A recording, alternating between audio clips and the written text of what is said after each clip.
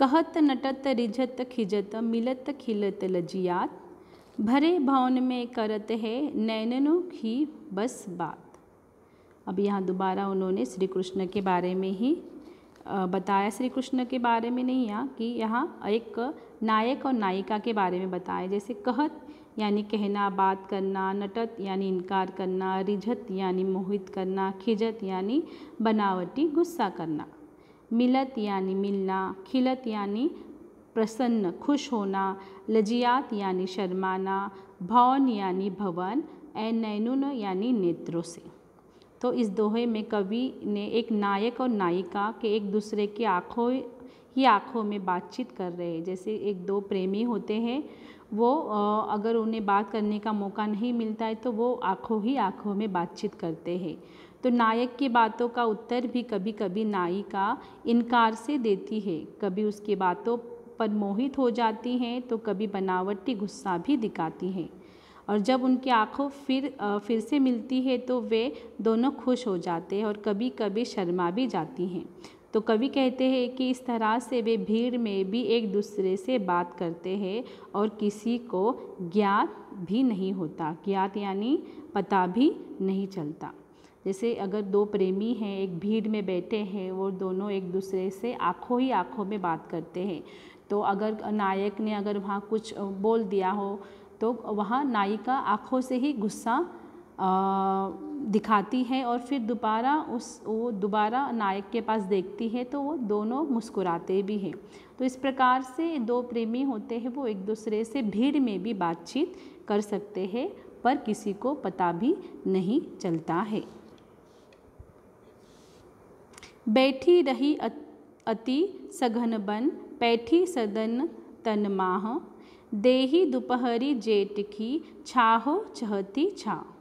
सघन यानी घना, बन यानी जंगल, पैठी यानी घुसना, सदन तन यानी भवन में, जेठ यानी जून का महीना, छाओ यानी छाया भी।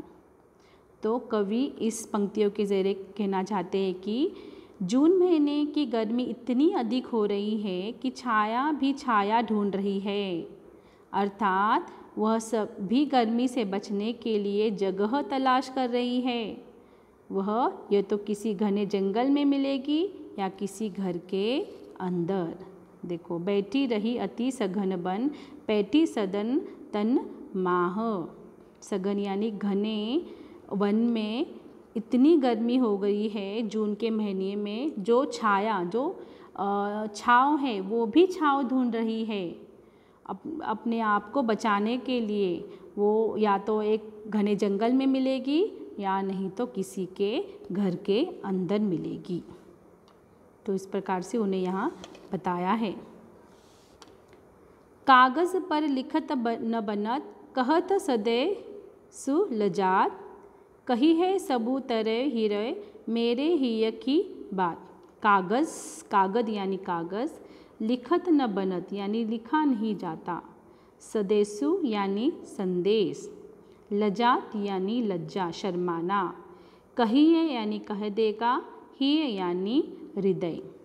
तो कवि कहते हैं कि नायिका अपनी विरह की पीड़ा को कागज़ पर नहीं लिख पा रही है और वह कह रही कर संदेश भेजने से उसे शर्म आ रही है कि नायक से कहती है कि तुम अपने हृदय से पूछ लो, वह मेरे हृदय की बात जानता है, अर्थात तुम मेरी विरह दशा से भली भांति परिचित होंगे। देखो, यहाँ अभी एक दो प्रेमी हैं, वो एक दूसरे से दूर रह रहे हैं, तो जो नायिका है वो एक कागज़ पर अपने नायक को अपने विरह यानी उसके दूर जाने से उसके मन में क्या व्यथा उठ रहे हैं वो एक कागज़ पे लिखना चाहती है, पर वो लिख नहीं पा रही है और वो उससे पूछना चाहती है कि वो अपने हृदय यानी वो उसके दिल से पूछे कि वो इस विरह के दशा में वो खुश है और मेरे विरह की जो मन की दशा है क्या तुम्हें पता, उससे तुम परिचित हो। तो वो कुछ ना लिखते हुए भी वहाँ अपने प्रेमी से पूछ रही है, वो नायक से पूछ रही है कि क्या तुम्हें हम एक दूसरे से दूर है जो वो व्यथा है, जो तकलीफ़ है, क्या तुम वो मेरी व्यथा तुम महसूस कर रहे हो। तो इस प्रकार से वो यहाँ अपने नायक को लिख नहीं पा रही और लिखते लिखते भी उसको शर्म आ रही है।